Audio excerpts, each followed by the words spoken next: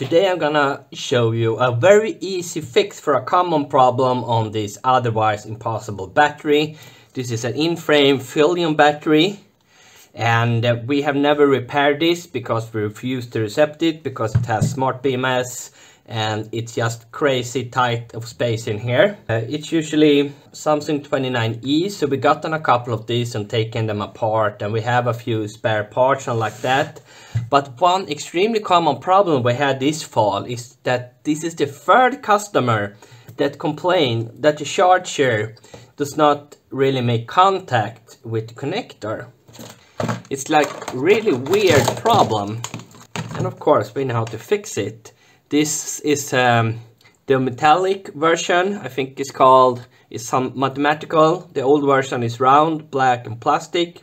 This is the metallic one, and they also have a new 3-pin. But this is the 5-pin metallic, and of course they put tape over the indicator light. So when you insert the charger, you can insert it. As you can see, it stops charging. You can put it in, but it just comes right out again. It doesn't grab hold of anything, and that is because it's actually loose, and there is so little margin in here. It might be hard to see. They had a lot of silicone to hold the connector in place, but the inner connector, it doesn't seem to be connected to the outer casing at all. So what we do, we just push it back. Scared of short circuits, you can remove the wires from working with charging port. But we gently push it on the side, and now it's all the way in. And when you insert the charger pin, let's see if you can get that in video.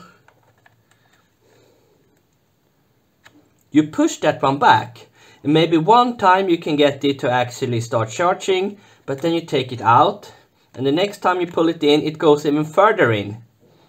And eventually you won't be able to charge.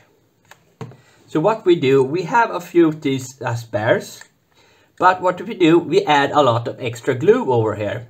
So then there is absolutely no problem, because there isn't any problem with this battery, just that the charging pin somehow came loose. And that's the problem when you don't use standard connector. When you invent your own connectors and change this connector every year, you do not have time to QC test all of them, and sometimes you have grave failures. And Phylion might know this, but I don't think Crescent, who sells these e-bikes in Sweden, or anyone else knows that they just need to glue the charging port back together and it will work fine.